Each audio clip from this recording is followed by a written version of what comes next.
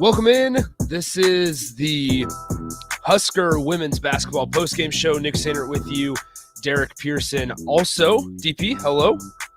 And sir, How are we doing? it's fun when you can check into one of these post-game shows and you have good stuff to talk about.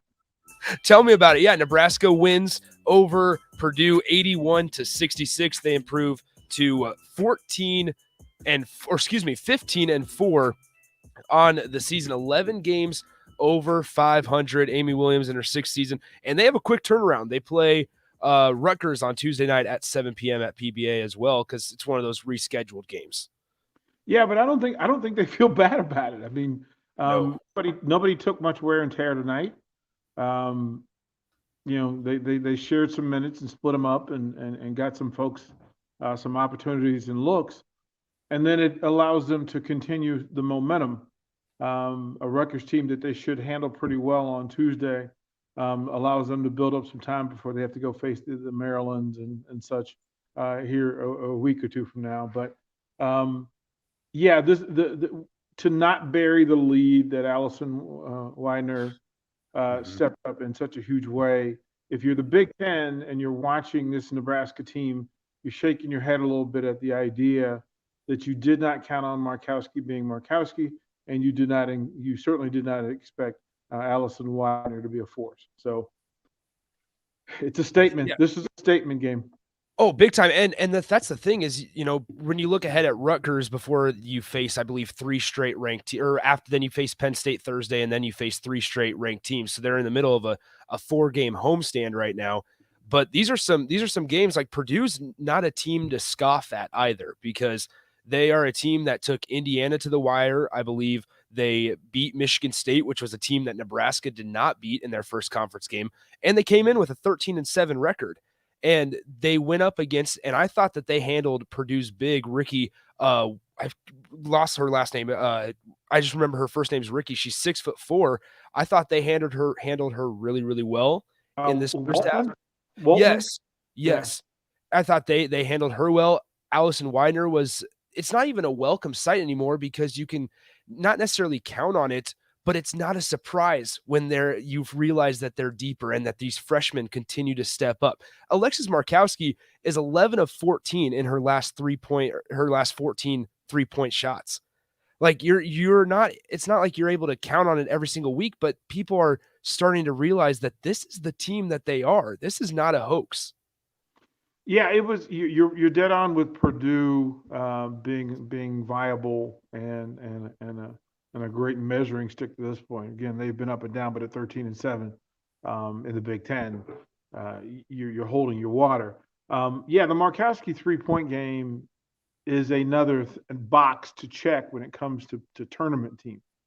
To have that versatility and having the diversity of options.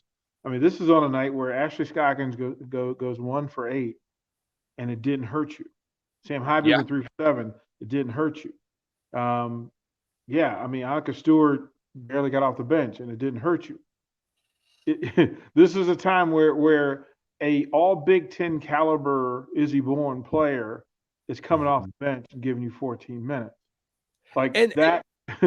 What's wild crazy. Is like the greatest thing about this team is that like a player like Izzy Bourne that was used to starting, she started the season in the starting lineup, being okay and embracing that role of taking a step back to realize that it might elevate her game if she comes off the bench and allows two players like Markowski and Bella Cravens to start. Well, she gets eyes on, and there's a different responsibility. She gets to see what's happening, what teams are doing, what's available, and what's open. And when you measure tournament teams who have options, people off the bench who can evaluate, can analyze, and then get in the game and be effective at those things. So no matter what they see, they've got somebody there. Listen, they were down 9-3, and Widener comes off the bench, and they go on a 16-5 run, I believe, that was mainly Widener just interrupting Purdue offensively, and then hitting 2 incredible shots in that space. Like it was, oh, well, you're making a statement tonight. But then to watch the rest of the players feed her and get out of her way. Like that's the team play that we keep hoping we see in other spaces. But if you're going to measure a really good Power Five, specifically a Big Ten basketball team, the boxes are checked that they did a great defensive job. They held Purdue to 36% from the floor. And that's been a consistent. Like, we talk about this team offensively, but we don't talk enough about them defensively. That this group gets it done, like defensively. They make it difficult for folks to get the spots that they want to get to. I do want to say that if Izzy Bourne's coming off the bench and Bella Cravens is not going to complain about the rotational minutes being cut, look, you found something. You found something unique and special because easily you could run two guards and say, okay, I need to run two forwards out there. But you've got Ashley Scoggin who defends bigs. She defends on the wing, right? Like they asked to defend on Waltman tonight, and people said, well, that's a little weird. They asked her to defend Terry tonight, and folks said that's a little weird. But no matter who you ask for her and Jess Shelley and Sam Hyvee to defend, they are going to battle for you. And then the offensive stuff seems to happen with so much fluidity that it's impressive to watch because it doesn't seem like it's much work. Well, I actually want to give some props to Nebraska because we talk about mid-game adjustments throughout every Husker sport, right? And they made an adjustment at halftime. Layden went out with an injury, so that made Purdue and the other girl went out with an injury as well. Or she was actually banged up on that angle. Number 10, Terry. She was also kind of banged up. So that forced Purdue to kind of go out there with a smaller lineup in the second half. So they fed Markowski right out of the gate. And so they those are the adjustments, and it wasn't just Markowski, but they realized that they had the mismatch in advantage of Nebraska right out of the gate in the second half. And because Purdue was forced to go with a shorter lineup. Yeah, it's we probably should talk more about how effective Alexis Markowski is. Yeah. I mean, to put up 23 points on 14 shots, again, high efficiency, high, After starting 1 of 6. Right. And that when she settles into trusting her offensive artillery, it's going to be scary. Like, it's going to be scary because she's really good in space. The fact that she gives you 7 rebounds, the fact that she gives you 2 assists, the fact that she defends in the paint where the heavy lifting goes. But to also say for her to be that sort of factor this early in it, that there does not appear to be a Big Ten rookie freshman wall for her to hit. Yeah. As a matter of fact, she seems to be swimming. The deeper the water gets, the easier she swims. Just fine. Yeah, like she's doing. Like, I mean, again, this is an experienced team. It's not an old team. It's an experienced team. But the fact that you got, you can kind of circle that there's one senior. There's one senior on this team. And as they go into the tournaments, like they know each other. Look, it's a thing we've asked for the men's team, that if you watch what Purdue did with going small, you can create havoc and you can create chaos. I keep expecting Nebraska to use it. I know it's in the bank. I know it's in the playbook. But kudos to Nebraska's press break. It got them out of some deep water several times. But that's what kind of happens here. So all in all, a great 15-point win at home. We're not going to go to commercial, but we are going to pause 10 seconds for station identification. This is the Women's Basketball Postgame Show on 93.7 The Ticket. This is Lincoln's home for sports talk on the FM dial. Also online at theticketfm.com. On the internet, KNTK FM Firth, 93.7 The Ticket. All right, as always, 402-464-5685, the Honda of Lincoln hotline, the Starter Heyman text line. Feel free to chime in the entire post-game show. Really exciting stuff. And like DP kind of said right out of the gate, it's nice going into one of these with a Huskers win and in a comfortable space. And you mentioned their press break, and it kind of got a little dicey there at the end for a moment. They had a 22-point lead there in the fourth quarter, and then it kind of got dicey because it got back down to 10 because the Boilermakers had an all-guard lineup on there, so they were quick. And give credit to Nebraska, they calmed down, they stayed cool, collected, and they eventually got it done. And then Scoggins' 3 was at the end there was kind of the dagger. Yeah, it was watching players look for an opportunity to do the job.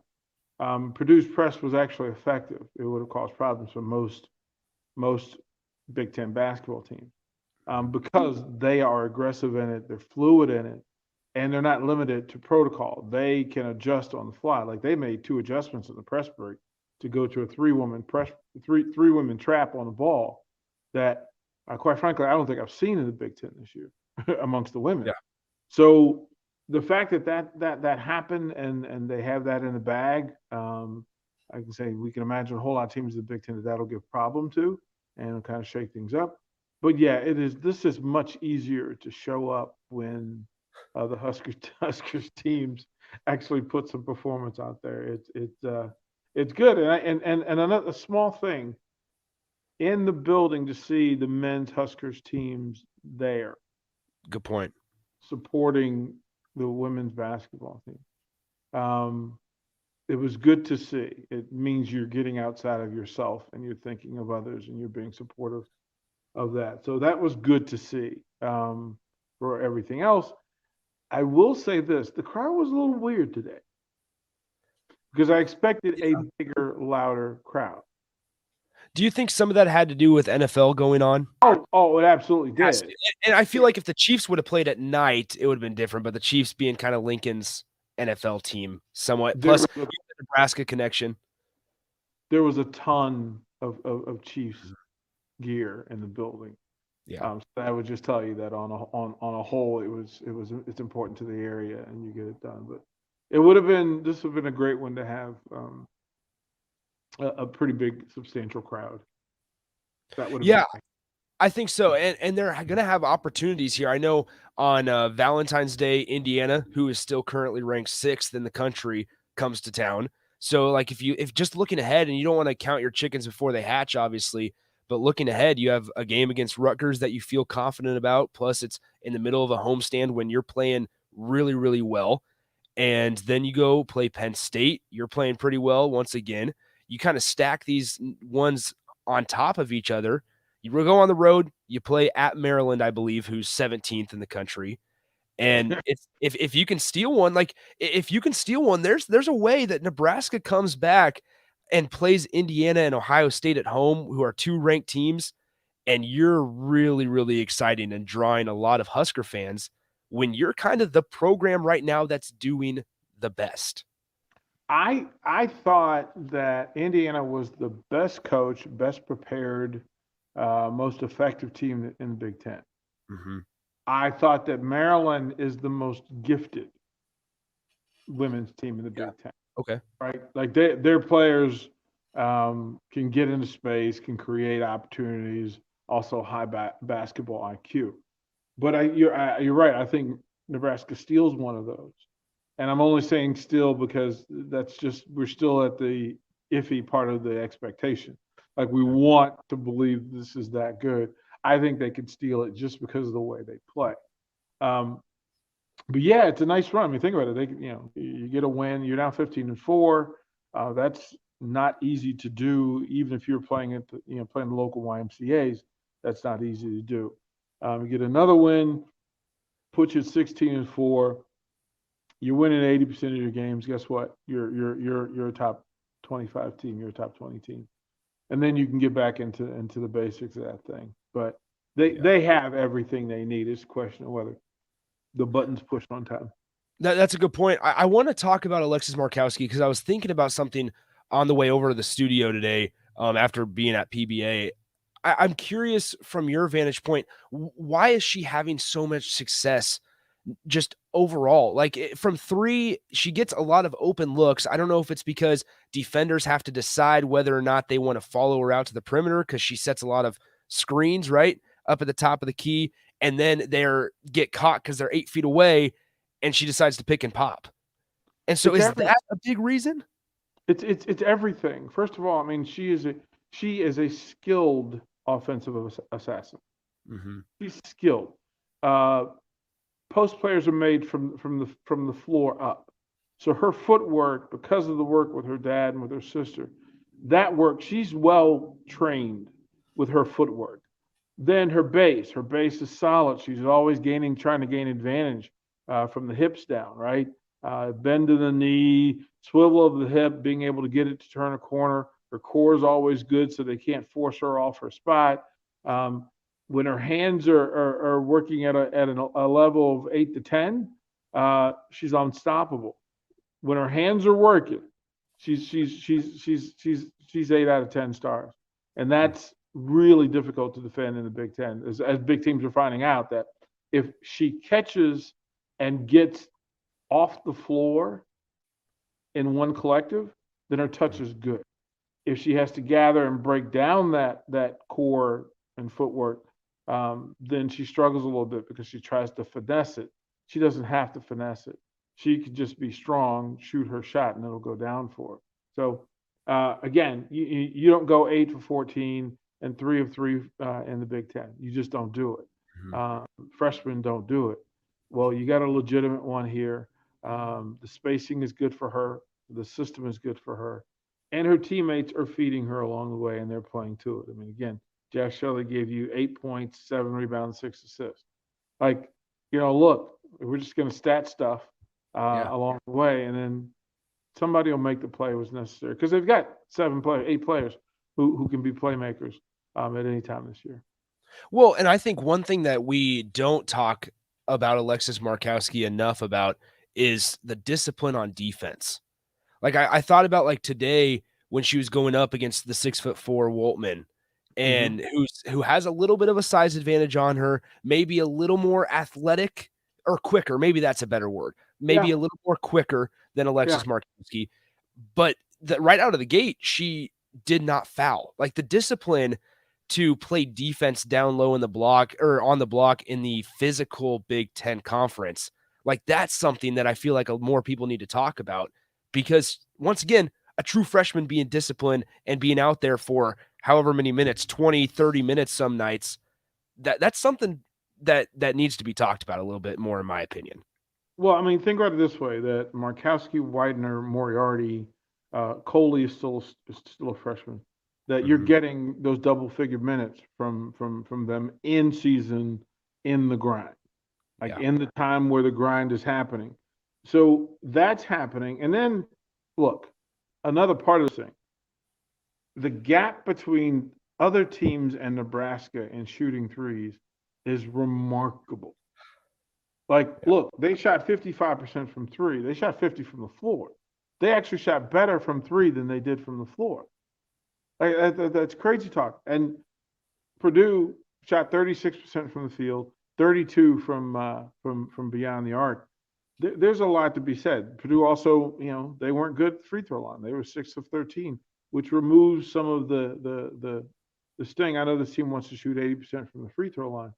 But goodness gracious, man, to go through, to defend like they do, shoot the ball like they do, and then, on top of it, they won the rebounding battle. So, look, check all the boxes, line yourself up. They're doing everything that needs to be done to check themselves off as a serious tournament contender. Being that this team is so young, is it cause for concern that Coley kind of hasn't really gotten into her groove yet? I know they switched her positions a little bit, seeing if that works out a little bit better for her. I know Amy Williams has talked about that a little bit, but having like Coley not really fit into her groove quite yet and having some of the younger players, is that cause for concern quite yet, or is it they're young enough? No, this is what's supposed to happen to her. This is her freshman year wall. It happens across the board. The only person that hasn't happened to is Alexis Markowski, right? I mean, but everybody else. I mean, this is the time. Allison Widener went through hers, about 6 games ago, where things sped up again, and she had difficulty processing it. But Kendall Coley is such a unique kind of athlete. She's this team's Dennis Rodman for all intent and purpose. We don't need for her. This team doesn't need for her to be Vinnie Johnson and come off and give you 20 points. No, this team needs for her to come in, lock in on somebody on a defensive assignment, and then get into space so they can get her to work. Where they're getting her space, she just wasn't ready. So I'm not bothered by that. You'll see her in the tournament. She'll do her thing. And we'll all go, oh my goodness, what happened? Well, she go ahead. played a limited amount of time tonight, didn't score, didn't take or many shots, but Mhm. still was a +10 on the plus minus scale. So like there's still positives happening when she's on the floor. And I feel like that's something to take away. Well, I mean, she's an energy bug, right? Yeah. That I mean, like here's the thing. Moriarty has her responsibility. Like she knows what she's supposed to do. She's supposed to defend. She's a really good help defender, which it gets lost again because she'll be on the corner shooter and she'll slide down and help out and get a dig in Yeah. on the big if they do the entry pass. Kendall Coley's the energy person. We know what we're getting there. Michael Caton's an energy person. Annika Stewart come in, give me some rebounds and bang down threes from the top of the key. We're satisfied in that. Yeah, I mean, this is the second five is strong, and they Second five. Like right second five like it's not even like yeah. it's the second starting five that they're that good. They're 11 strong right now, and again on a night like tonight where Ruby Porter didn't give you much except for the stuff you needed to forgive you, which was another pair of good hands and eyeballs in case they ran the press break while she was out there. But my goodness gracious, this is a team that gets it, right? You can't argue with the thing.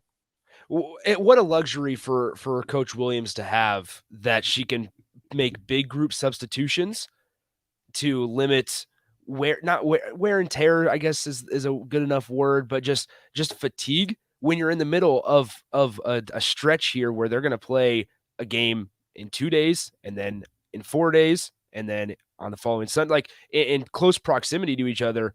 What a luxury to have to where you're able to make big group substitutions and you're not dropping off. Like it's not a drop off at all. Yeah, you would say that we'd be slightly surprised that the recipe worked as good as planned, Yeah. right? That we've heard that and before. To talk to the players and have them say that, well, look, we feel like we can shoot 50 from the field, 45 from three, 80 from the free throw line. Like that's what we're going to target. But we're also going to target while we're doing that. In order for that to happen, we have to win the battle of rebound and we have to get them in the right place. So they know what would work. They know what they do well. They know what they don't do well. But man, this is a dominant stat sheet performance. I mean, Yeah. 32 to 55% from the field. That's crazy. 36 to 50, 55 from beyond the arc. Nebraska was +3 in rebounds. They shot better, 75 to 46% from the free throw line. The one thing you would circle for this team, even in a press break situation, is that they turn the ball over 20 times. Yeah. Right. So if everybody needs a coachable moment, something that you can't just say, you guys are perfect. Okay, bye. You've actually got to, work on something, have something to work on and things on the board. Well, that's where that would be the +3 rebounding while still +3, maybe not legitimate Yeah. enough. So they've got, I mean, think about it. Widener, Porter, Moriarty, Stewart, Coley doesn't even include Izzy Bourne. Yeah. Well, it was Moriarty, wild. like Coley falls down a step, but imagine a second group of Widener, Porter, Bourne, Moriarty, and Stewart. Like Well, that looks like a Big Ten team. Well, and you talk like I kind of mentioned to a couple minutes ago, and you were elaborating on the ability to put full group substitutions. They started the second quarter today, I believe, with I wrote it down: Widener, Cravens, Moriarty, Hybe, and Kendall Coley. That's no Jazz Shelley. That's Right. no Izzy Bourne. That's no Alexa. Like, and they started the second quarter just fine. Like there was no drop off, and that's what a luxury. Well, to do the job that's required of you. I mean, they got 30. This Husker team had 37 points off the bench. Yeah, I saw that. Yes. 37. That's bananas. That's absolute bananas. So if you go through the full thing, I mean, the 13 turnovers for Nebraska is too much. They handled the transition from those turnovers pretty well. But again, 50 from the field, 55 from three. They're not going to lose to anybody in the Big Ten shooting those numbers. Yeah. They're just not.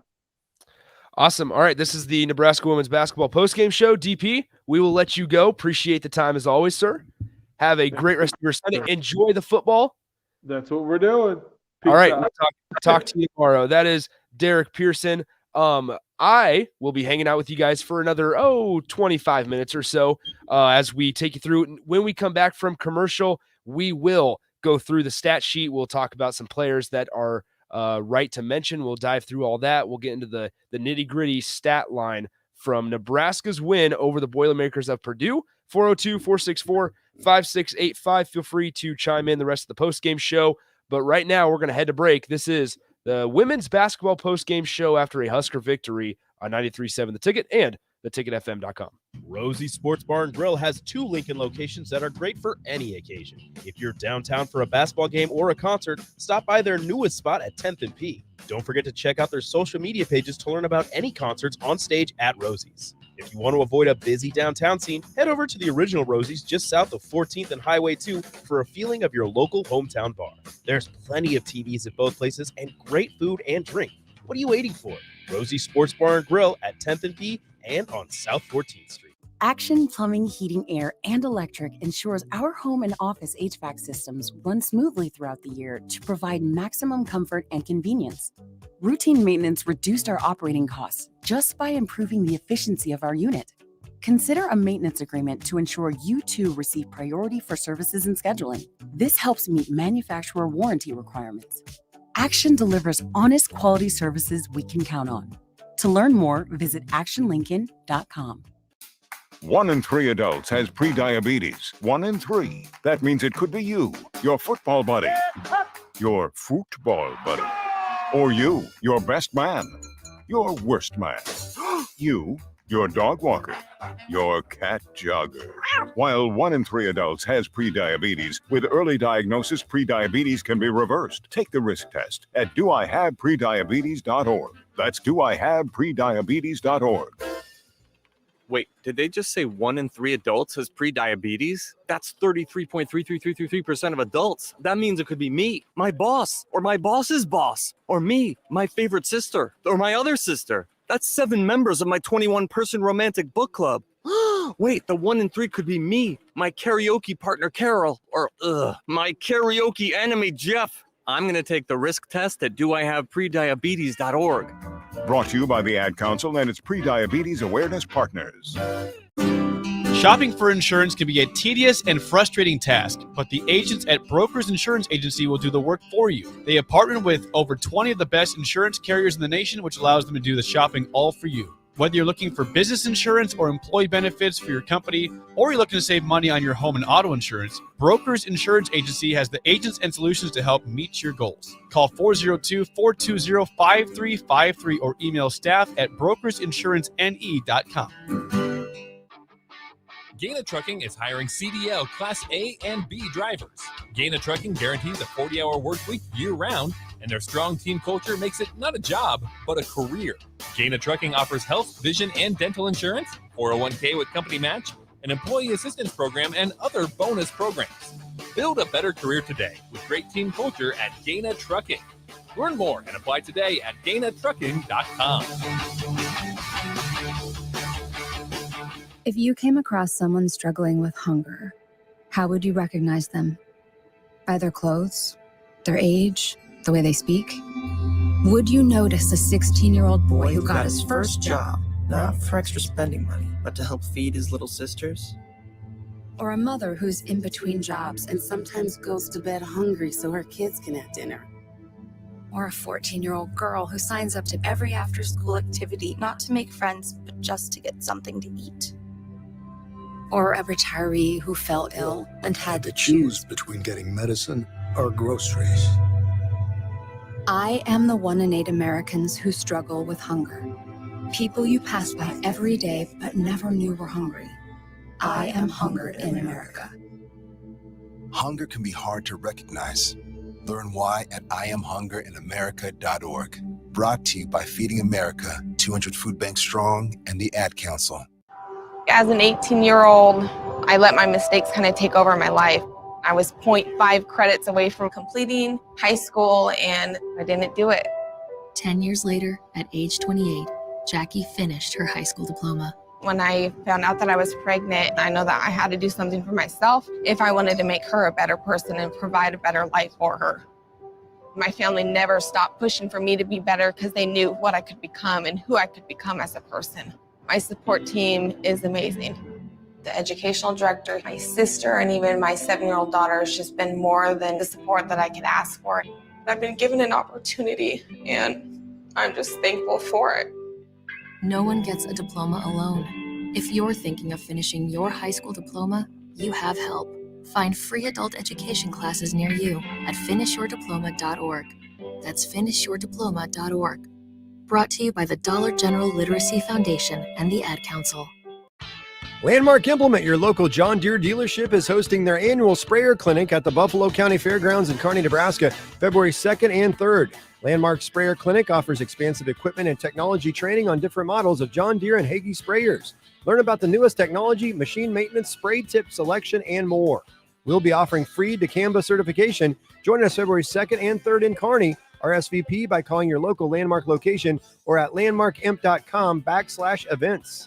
Today on Hey Culligan, why does your team stink? Here's Coach Waters. Hey, Culligan. Yeah, my team stinks. Ooh, harsh.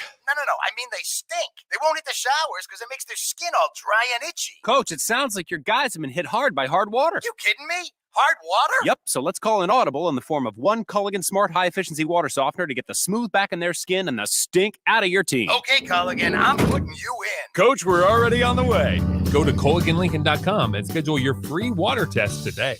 A lot of work goes into making Nebraska, Nebraska. Keeping it green. Helping it thrive. Making it fun. Everything that goes into caring for our outdoors, from waters to wildlife, plays a big role in making Nebraska home.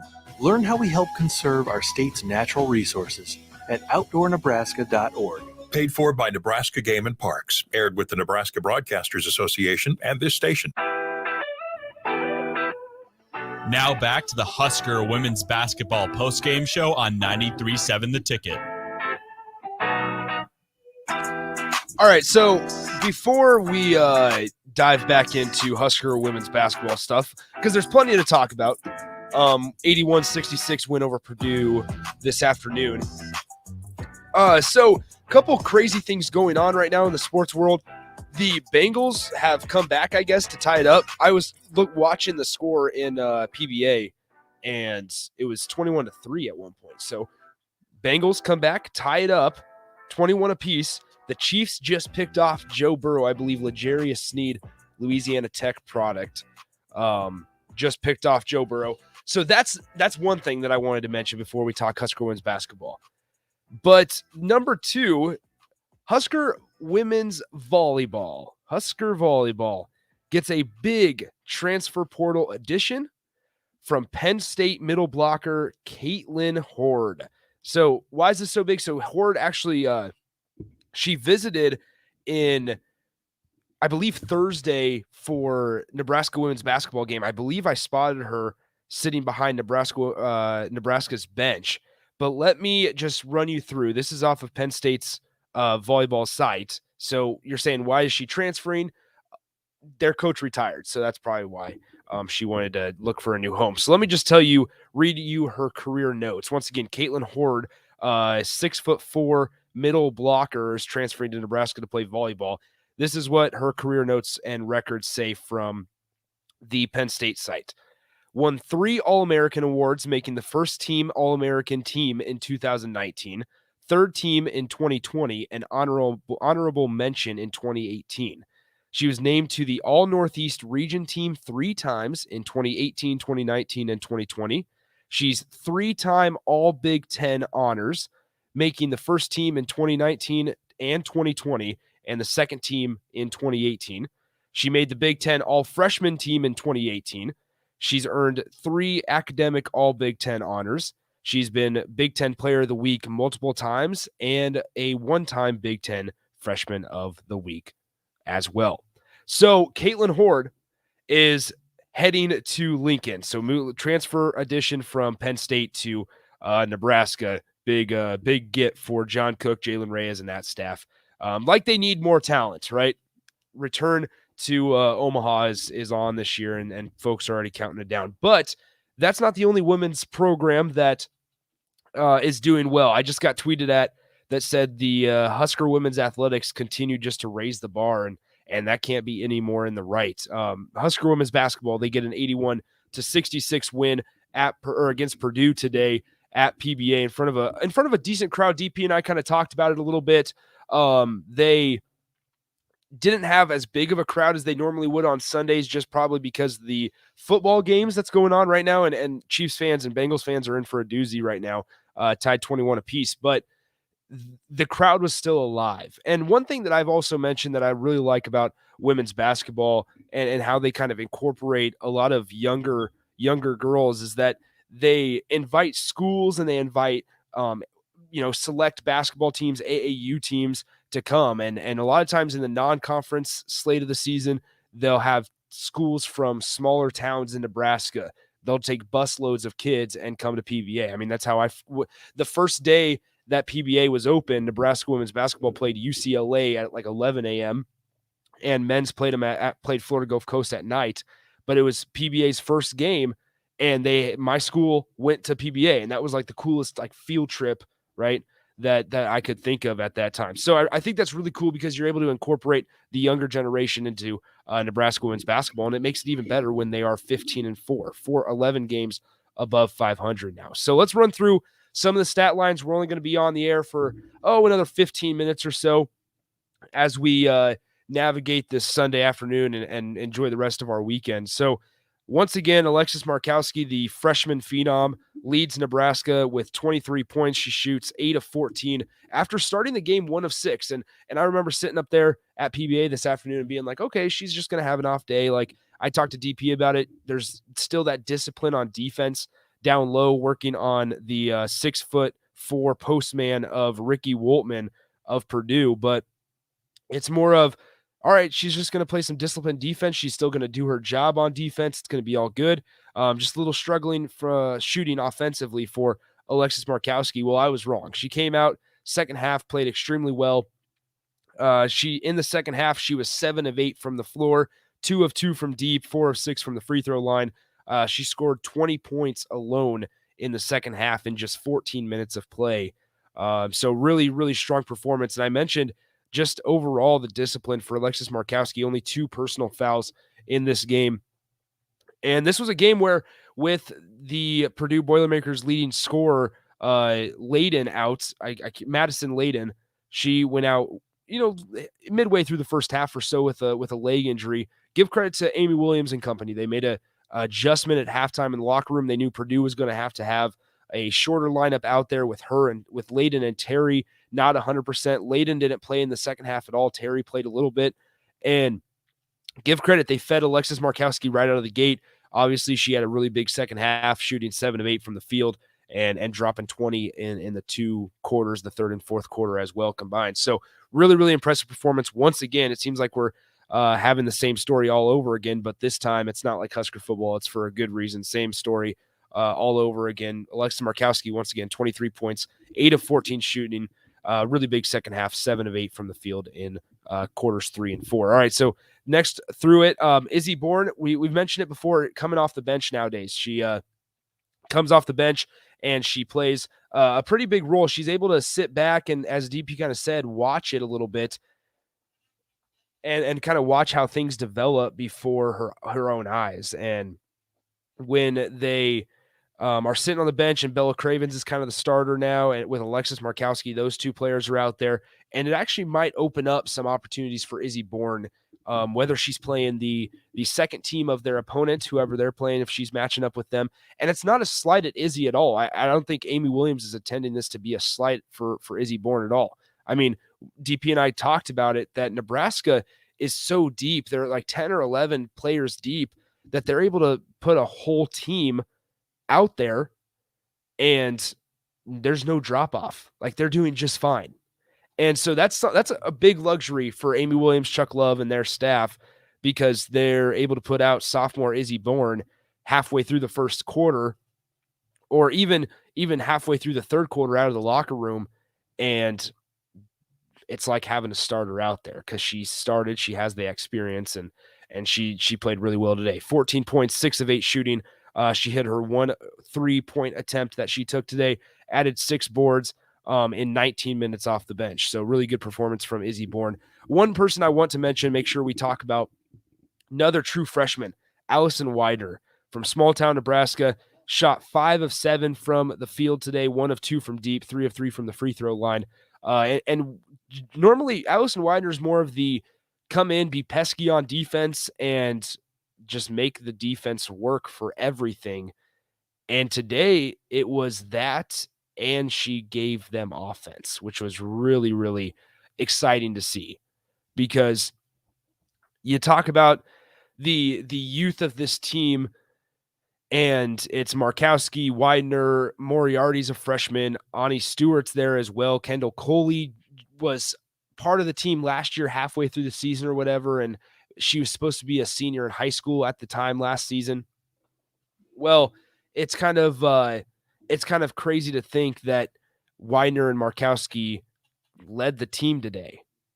2 freshmen led the team in what they were trying to do, and they were able to execute the plan to almost perfection, and it resulted in a 15-point win over a 13-7 Purdue team. A Purdue team that beat Michigan State, which was a team that you lost to. They took Indiana down to the wire. There's nothing to scoff at this Purdue team at all. Like, trust me, not at all.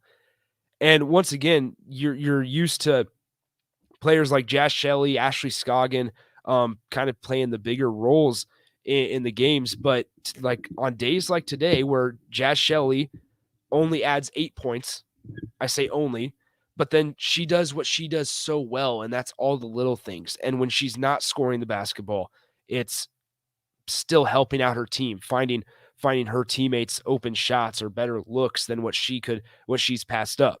And Jazz Shelley, 8 points, 3 of 6 shooting. Once again, didn't take too many shots. Like, Jazz Shelley has been selective these last 2 games, but in a good way. She's not been over selective. And so 8 points, but then 7 rebounds, 6 assists. 7 rebounds from a guard. We talk about guard rebounding all the time, whether we're talking Husker women's basketball or talking Husker men's basketball. We always talk guard rebounding. Jazz Shelley does it every single game. And there was a couple of us, I believe Jacob Padilla and I were sitting up there during Thursday's game, and Steve Merrick was up there as well. And we were just watching, and Jazz Shelley flies all over the floor, and we're sitting around like, there's no way that Jazz just came from the perimeter all the way to one corner of the floor to grab the rebound. Like, that's just who she is. That's the player that Nebraska has gotten in that transfer portal addition from Oregon. Like, big player, Jazz Shelley. But like on days like today, it's really nice for Amy Williams and her staff to know, all right, when Jazz or Ashley's not shooting well, Ashley Scoggin finished only with 3 points, shot 1 of 8 from the field, 1 of 4 from deep. So it was kind of a tough afternoon for her. But when players aren't that you're used to counting on in Jazz Shelley, Ashley Scoggin, I suppose you could throw like a player like Sam Hybe up there, but Sam Hybe's always going to be able to get you that 10, 12-point range, and that's what she did today, 12 points. But it's nice for them to know, okay, Markowski's going to pick up the slack because she's done it consistently. There's no freshman wall like DP was talking about with Alexis Markowski, so that's encouraging. And then you're going to have freshmen like Kendall Moriarty, who plays big minutes, and Ani Stewart, who is able to come in and hit threes. And she's one of the bigger post presence as well when she comes off the bench, because she's going to be playing down there in the physical Big Ten. So it's really, really encouraging to know how deep you are if you're Nebraska women's basketball head coach Amy Williams, because there's a lot to be excited about. 402-464-5685, Honda Lincoln Hotline, the Starter Heyman text line. Feel free tap into those at all. The rest of the way, we're going to be on for about 5 or 6 more minutes here before we get out of here and get you on with the rest of your Sunday afternoon with NFL football. Chiefs playing right now. I'll give you a score update as we kind of go along here. Bengals have the ball on the 50-yard line with 8 minutes, 47 seconds left to go. And it's all tied up at 21 apiece. So close one coming down to the wire, which are we surprised? Zach Taylor, Nebraska's connection. I think it is funny, though. There's a lot of Bengals fans being made right now in the state of Nebraska once they figure out that Zach Taylor is the head coach for Cincinnati. So, all right, let's look ahead at what Nebraska women's basketball has the rest of the way here. I kind of mentioned they're in the middle of kind of a 4-game homestand because of there was some games rescheduled and such that they are now in the middle of a 4-game homestand that they play now Tuesday, then Thursday. Excuse me. I have something in my throat. There we go. So they play Tuesday and then they play Thursday. Then they travel to Maryland on Sunday. So if you look back, they win Wisconsin. They dominate Wisconsin 77-44 last Thursday. Then they beat Purdue here. At one time they were up 22. They win by 15, 81-66. Then they host Rutgers now on Tuesday, who I will look up their record here. But Rutgers women's basketball isn't that they're not up to the top part of the Big Ten, I should say. Let me give you their record just to be safe. Yeah, they're 7-15 overall. And so some of their games that they've played here in the Big Ten, I'll give you some results. They have lost 52-48 to Penn State. They lost by 14 to number 8 Maryland at the time. They lost to the Purdue team that Nebraska just beat by 15. They lost to Purdue by 2 at West Lafayette. They lost to Minnesota, Michigan, Northwestern, Wisconsin, Ohio State.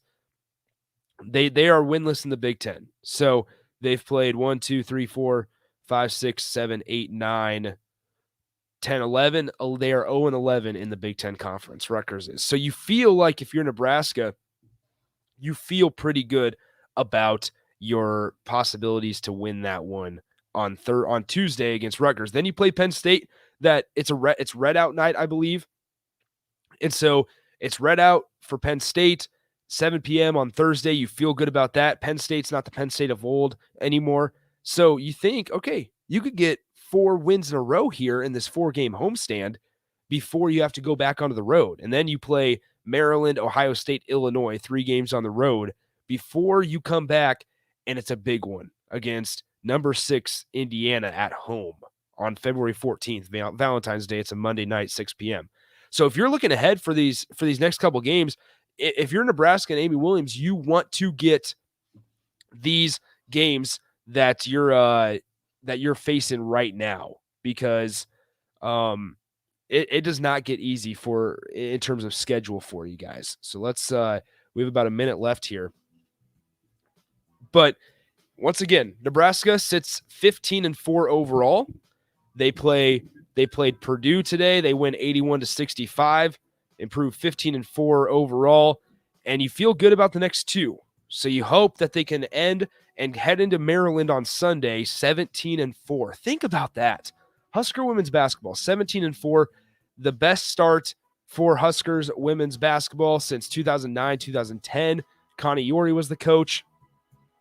I believe that was the year Dominique Kelly. They started out 31-0 before losing to Duke, I believe, in the NCAA tournament. So really, really impressive performance. Keep cheering on the Huskers. Enjoy the rest of your Sunday. Appreciate you guys hanging out with us. Appreciate DP spending some time. Once again, Nebraska wins 81-66. See you guys tomorrow. Hi, this is Sean Callahan with Koppel Chevrolet GMC.